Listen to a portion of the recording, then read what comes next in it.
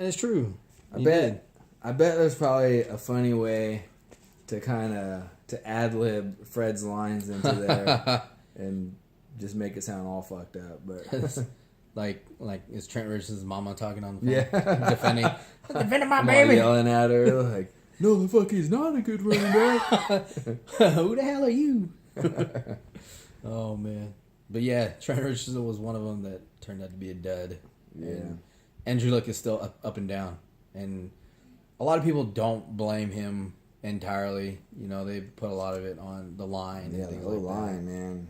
And the O-line is atrocious. It's fucking very bad. It's really, really bad. It's like one of the worst in the NFL. O-line, just his weapon. I mean, he's got T.Y. Hilton. That's great. And but Dante Moncrief looks good, but if he could stay healthy, because when Moncrief came back last year after the shoulder injury, like in his rotator cuff, he had like a fracture in his scapula, or whatever it was, and he was out for like 8 weeks, like half the season. Yeah, which pissed me off. And I didn't want to drop him because I know somebody would pick him up and reap the rewards. And when he came back, fuck, dude, he came back. He had like a touchdown every single game for like 7 or 8 games, and you're like, well, I can't really like look past that. He's got me a touchdown every week, like when you needed it the most, and that's exactly when I needed the most because it helped me get into the championship game, going from last place to being very lucky last year. That's why in our dynasty league we enable the IR position. We got 5 of them. I don't know about every other league. I know Yahoo lets you have an IR spot, which is excellent if you're in a keeper league, because then you can put them on IR, you know, add someone else off of free agency, and you don't got to worry about cutting that player. Yeah, you don't have to worry about your roster space being very shallow, and then kind of like, you know, being in a forced position where you have to you feel like you have to drop somebody, even though you know that when they come back they're gonna, you know, perform, you know, like in Dante Moncrief's position or anybody else. And I think one of the new features in Yahoo now is that if you have IR spots available, if somebody is hurt, even if they're hurt for like that week, you can put them in the IR spot. Yeah, and you can pick up somebody else that you've looked at and say, hey man, this guy will get me by through the week. Yeah. As long as you take them off the IR spot when their injury report comes back that they're fine. Yeah. Otherwise, Yahoo won't let you.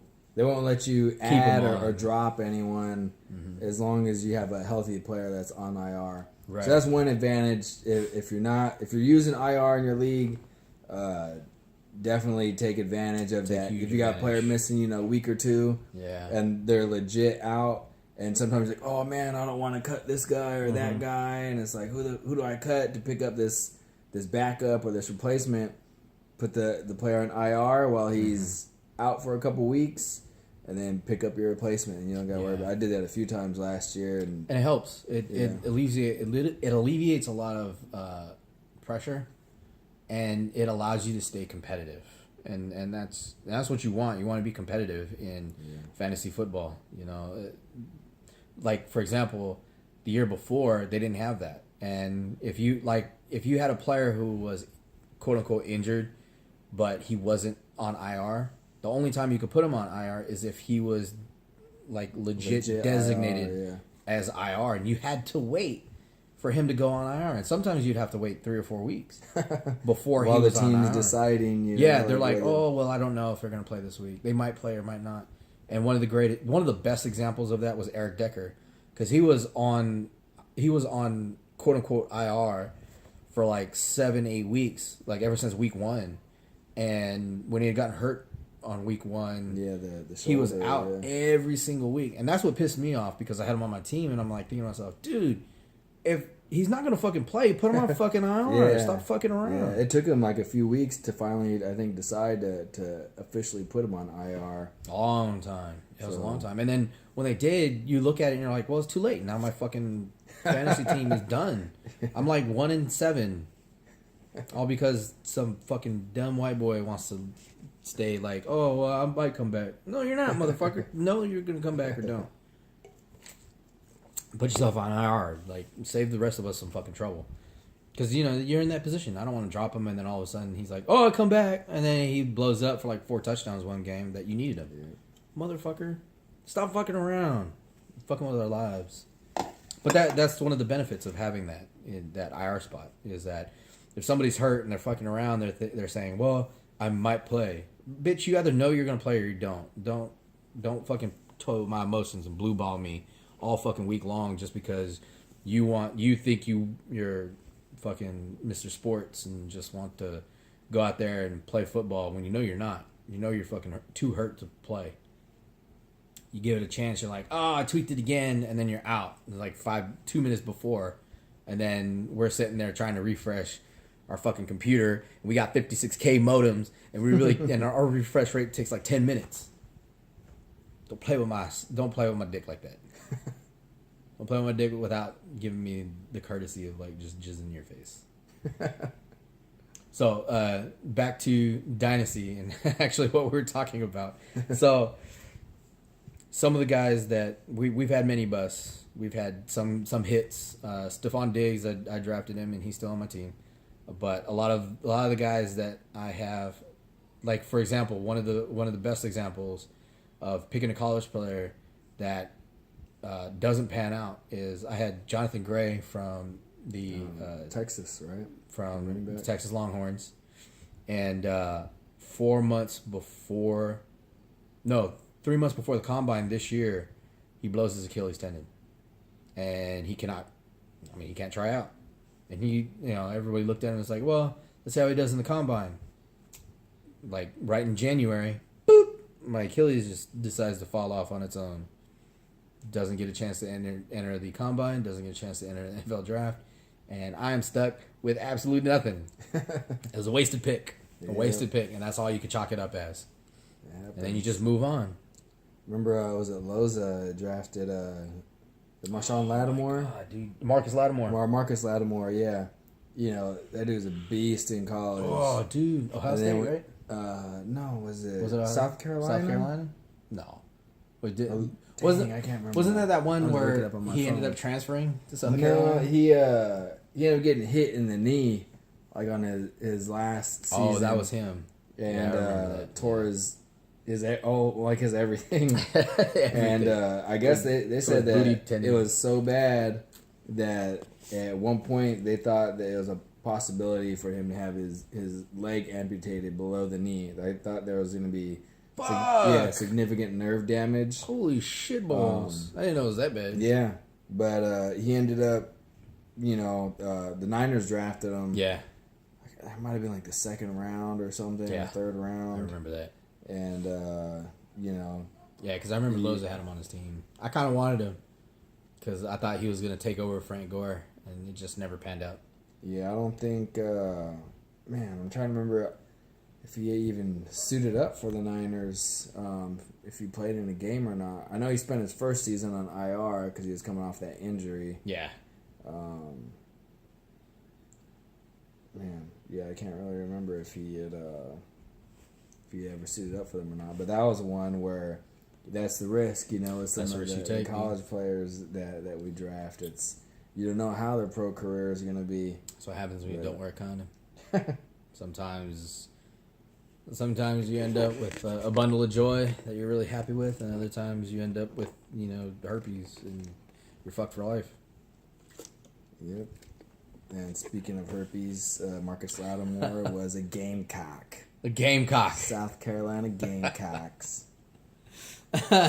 Are you sure it was his leg they wanted to amputate, not his penis, because it was about to fall off? Dude, that's got to be a cool name when you think about it. Like Gamecocks. No, dude, I do remember. God, dude, somebody took a picture. Like this girl had on like hot pants or whatever. She had on like short shorts, and on the back it said Cox. It's like COCK. S Cox, and because she went to that school and she was a Gamecock, just like all other alumni over there. But that ended up being like the thing. It was like they had like booty shorts and say Cox on it. You look at it and you're like, that's the world we live in. South Carolina Gamecocks, sponsored by Dick's Sporting Goods. South Carolina. Oh man, that would be awesome if the stadium was renamed like Dick's Sporting Goods Complex or something. Oh, Dick's Sporting Goods Complex, home of the Gamecocks, home of the Cocks. It's a perfect fit. Make it happen. Make it happen. Make it fit. Make it fit. Who's the athletic director? I need to send them an email. It's probably like Harry Paratestes or something. That's the athletic director, and his assistant Dick Trickle. Dick Trickle, yeah. Of a lot of the college players that have been chosen in previous drafts, who are some of the ones that are coming out this year that we have spread across all 10 teams that are notable that have been drafted in the NFL for this season? So we're not going to go too deep on this segment of the dynasty stuff since we still have our dynasty draft coming up. So, and I will steal information from this motherfucker. We don't want to tip our hands too much here. We're fucking cutthroat. But next month, our dynasty draft is July 15th. Mm-hmm. So I'm thinking we'll probably do like live cast it. Fuck it. Yeah, because it's short, Live cast it on your first dynasty. YouTube. Your first dynasty draft is gonna be long as shit, especially if you're gonna go in with a deep roster. Ours was 8 hours, wasn't it? It's I don't know. It's pretty damn long. It was like 25 rounds. It might not have been 8 hours, but it was probably. It was a long ass time. Yeah, it was fucking super long. At least 3. Arian Foster in the 25th round. Yeah, steal. That was so good. I remember my first rounder was AP. I ended up with like the second pick, I think. Yeah. And then Jones-Drew fell to like number 7 or number 8, and then that was when I gave you the call and made the trade. We made the infamous trade. I moved up. I gave you like my second and I don't know, maybe a 4 or something. Either like a 2 and a 4 or 2 and a 3. It was 2 and 3. It was 2 and 3 for my 7th pick overall.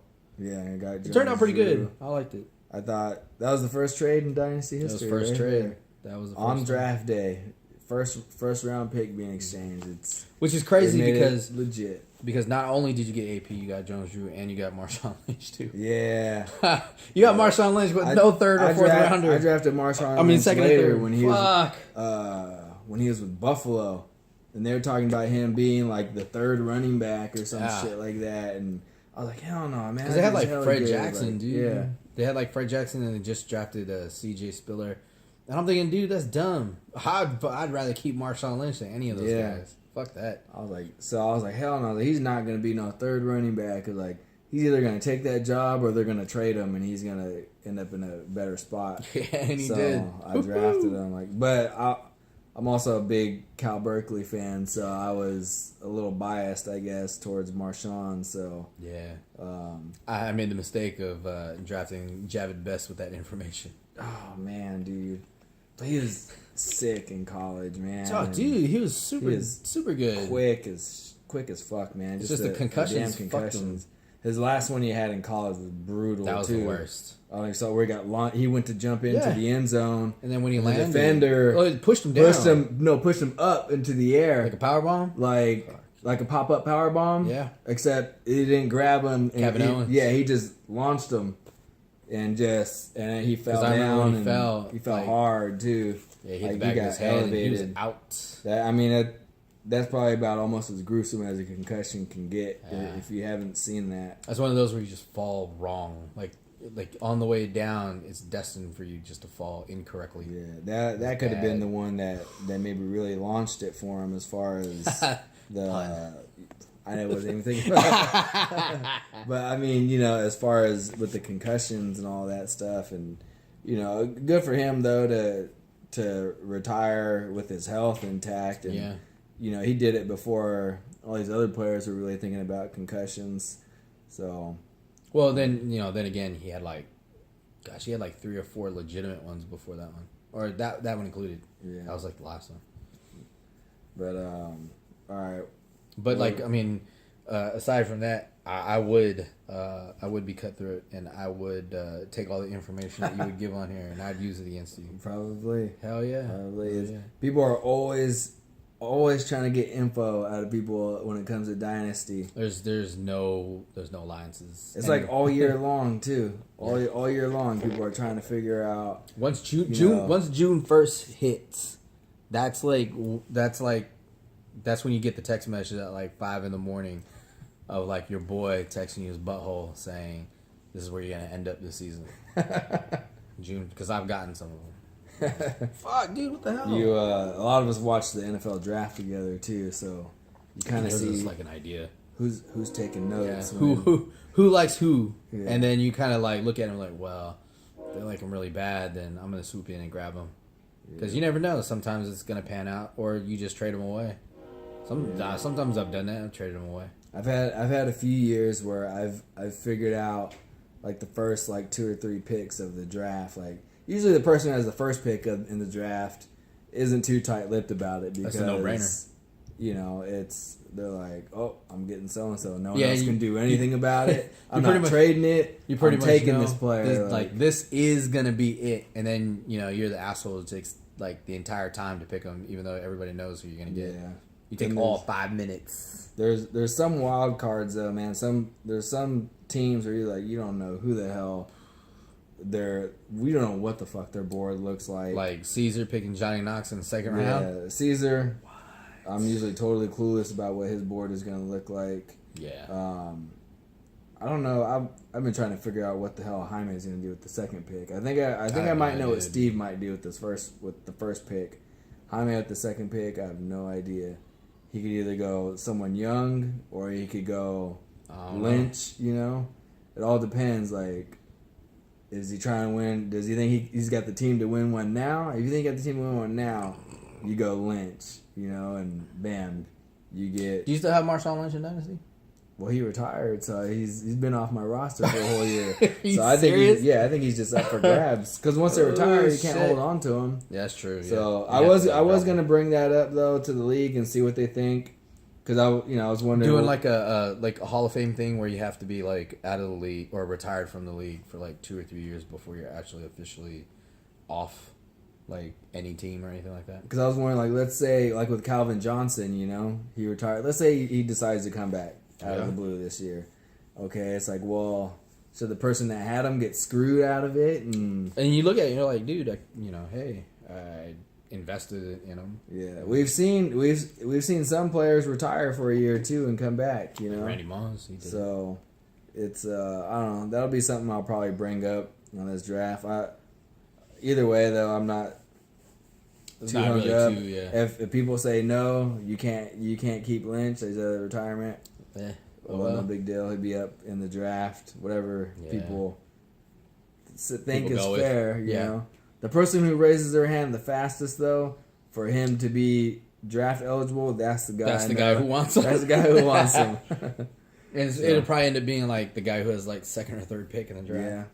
So it's that's another, dynasty draft strategy thing too. Like sometimes, do you go with the guy who's older and help you win now, or a guy who's younger who you don't know if he's going to be that great or not, but you take the chance on him because those are the chances you got to take. Yeah, speaking of which, there are like there's some decent running backs who are in, decent positions to make an impact for this year. Like I know, like P. Ryan and Dalvin Cook, those two guys. I mean, Dalvin Cook has like no competition pretty much, aside from the fact that the Vikings signed Latavius Murray. That's gonna be no competition because Latavius, he was decent on the Raiders, but. The Raiders have I believe they have a way better offensive line than the Vikings. Yeah, when it comes to like running. So Dalvin Cook, he should be able to get that spot because he's younger. Everyone always wants to go young in the NFL. They like the young boys. I don't know why. That's just their fetish. P. Ryan, he's actually in a way better position than Dalvin Cook, I think, because you have like Rob Kelly. But like Rob Kelly is not the guy you really get excited for. He's not the guy you look at and say, "Hey, he's the next person who's going to be like the number one fantasy football player." I mean, he might, but with all the competition that they have over there at running back, it's up in the air for anyone who comes in to outshine the next person. Yeah, and they got Fred Jones too, but Also, you would think, oh, well, was it Fred Jones or Matt Jones? Matt Jones. Matt Jones. Matt Jones. So I think some people are like, oh, but there's, he's going to be one of the 3 running backs there that they would use. I don't know how well that bodes for him. And he's a 4th rounder. He can't be that good. Like, if you watch him play college ball, he was good. That dude was a beast. Yeah. Running back typically fall in the NFL draft. That's what it's been the last, few years. With the exception of like Ezekiel Elliott, Fournette, or Leonard Fournette, and people were even talking about Dalvin Cook. Was a first rounder and even been the first running back taken. And then he goes, and this is like this is the comparison you have to make. You look at someone like Dalvin Cook, you look at P. Ryan, and then you look at Christian McCaffrey. Do you really want Christian McCaffrey on your team, knowing the history that the Carolina Panthers have with running backs? No, that's not really something you want, because they like to spread the ball around. They don't really believe in, hey, we're gonna have one running back on our team. Yeah. Even if they had Adrian Peterson on their team, it'd be like, let's give it to Shaquiqui and let him run the ball a little bit. Let's take turns for everybody. Let's give out participation awards for everyone. I think with that all with McCaffrey, it all depends on your league. Yeah. Like if it's a PPR league, he's definitely gonna have some added value. Yeah. But at the same time, you also got to see how does Cam really throw the football to the running back? He hasn't really had how often does he do that type of that running back in his backfield. Because they have how many running backs do they have back there? Do you have 4 or 3? Well, these because I know they have Jonathan Stewart. They still is it Tolbert too? They still have him, right? They still have Mike Tolbert. He still gets like some goal line work too. So yeah, so that's a lot that he has to worry about. There's a lot of competition out there that they're really giving the ball to everybody. Even Curtis Artemis Payne. Yeah, that's right. He's still out there on that team, and they're not really going to have cuts until you're not really going to know until deep in August whether or not any of those guys are going to still be on that team. I know Jonathan Stewart probably won't be on that team next year because he's old. Yeah. You don't realize that he's played in the NFL 11 years. Yeah. Super old. He usually gets injured too. I think this past season he might have been, or was it the year before, he was healthy for the most part. I think he was healthy for a good majority of the season. But it's like a rarity. I think with McCaffrey, depending on how they give him the ball or injuries or whatever, I think he could probably finish with maybe 700, 800 yards, and that's not a bad thing. No. I just don't know if they'll really run it like that, with them at least. And I say, you probably put him down for maybe 400 yards receiving or maybe 500, same thing, depending on are they going to put him out wide or just going to put him in the slot? Are they going to have him come out of the backfield catching screens? And what I can see is I can see them using Christian McCaffrey on special teams. Yeah. Easily. As both kick and punt return. I can see that. And that's probably, definitely, if you have a league that has, points for that, then, he's going to be, value. He's going to have extra value to where you pick him up in the 3rd round, maybe even the 2nd round, because that's just going to be, more points taken totally up for you. Kind of like the Tyler Lockett situation or Darren Sproles. I'm not saying that he's going to be a Darren Sproles, but there is that added factor that you have to kind of have to weigh that option and say, hey, you know what? Maybe I'll take that risk this round on him. It all depends though. If he's just say kickoffs, nobody hardly gets to return damn kicks anymore. Yeah. Punts, that's definitely an added bonus if you're doing yardage.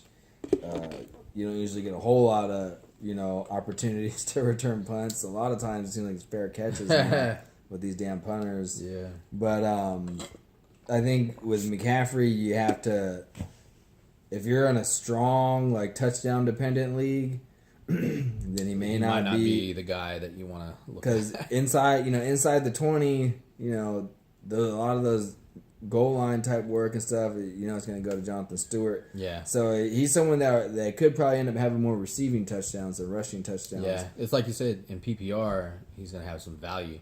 Then you might want to kind of balance it out and give yourself an idea of, well, let me take a look at where his average draft pickup is, his ADP, his average draft pick.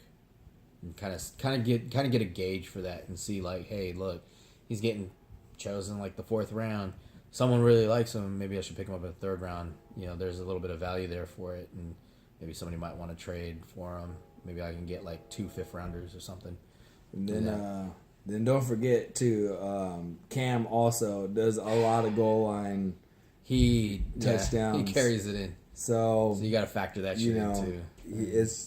You could be limited with touchdowns with him. So I mean, that's just a lot of things you got to worry about when it comes to that.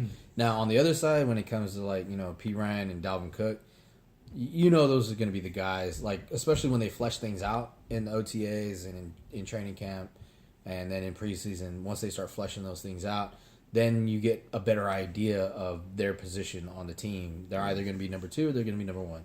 And if they're number 1, then you have a really good idea of, okay, these are going to be the guys who are going to get the goal line work. These are going to be the guys that they're going to have in there, at least 20 snaps, in a game or in a series, or they're going to get like 30 carries or whatever the case may be. And then talking about P. Ryan.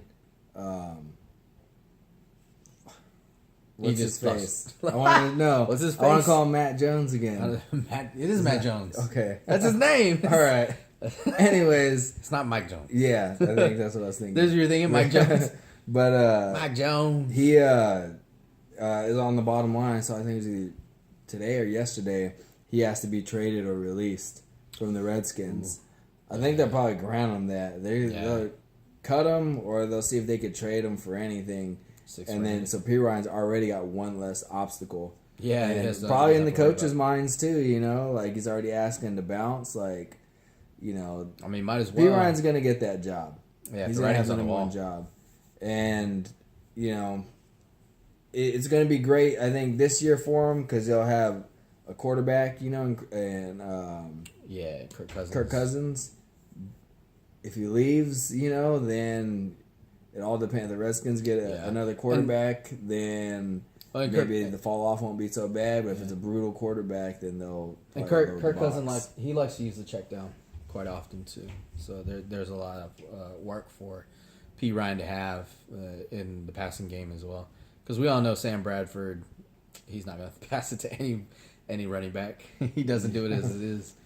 And the Redskins, they might have to run it a little more this year. They lost Deshaun Jackson. Yeah, quite a few weapons at running. They lost Pierre Garçon. Yeah. They have Josh Doxson and they have Jamison Crowder, but those really. I think they signed Terrell Pryor too. Still like a receiver in development, I'd say, but. It's one of those. They might have to run it a little bit. It's like an influx type of thing. It's an uncertainty. Yeah.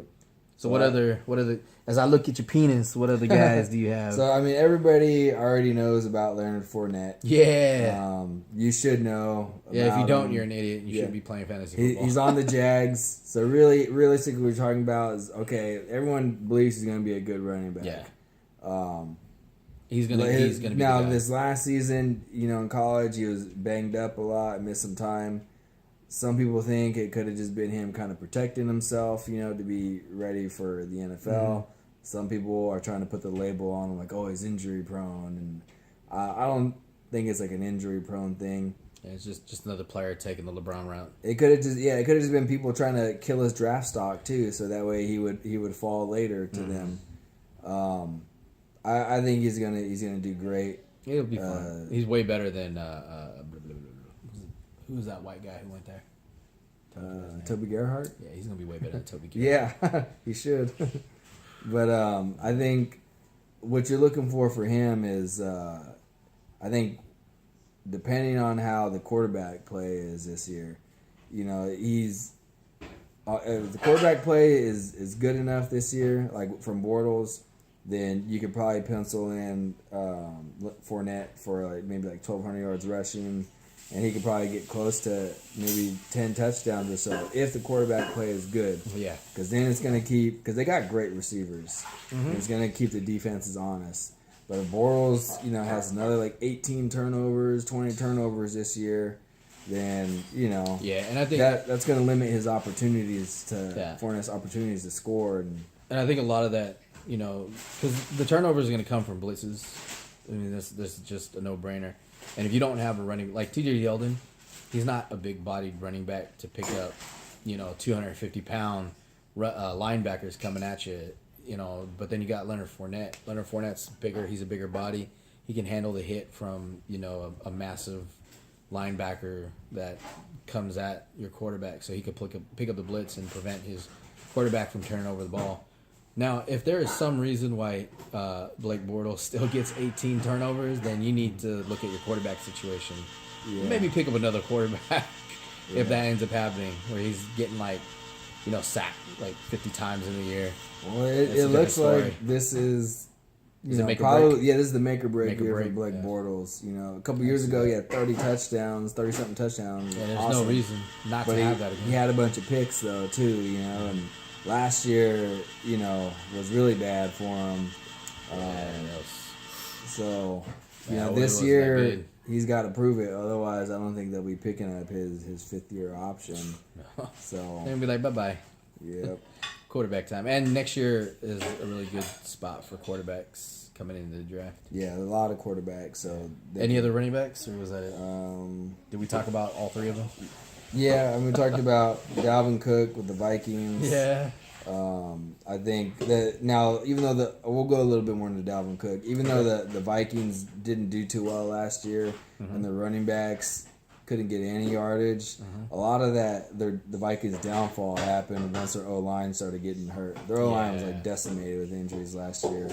And they were 5-0 last year. Starting it off. They were the last remaining undefeated team, and then they just nosedived after that and didn't make the playoffs. So, with a healthy O line this year, I think the running game will be better. Yeah, they'll be able to shine through it. There could be a fair share of split carries between him and Latavius, but. Well, we'll see how that goes. Even though Latavius Murray got all the goal line work last year with Oakland, he's a bigger back, but he's not necessarily a power back. So I think when he goes into camp, they'll probably put that label on him, like, oh, he's a big guy, he can do the goal line stuff. People looking at the fantasy numbers will see, oh, he had all these goal line touchdowns. He could easily lose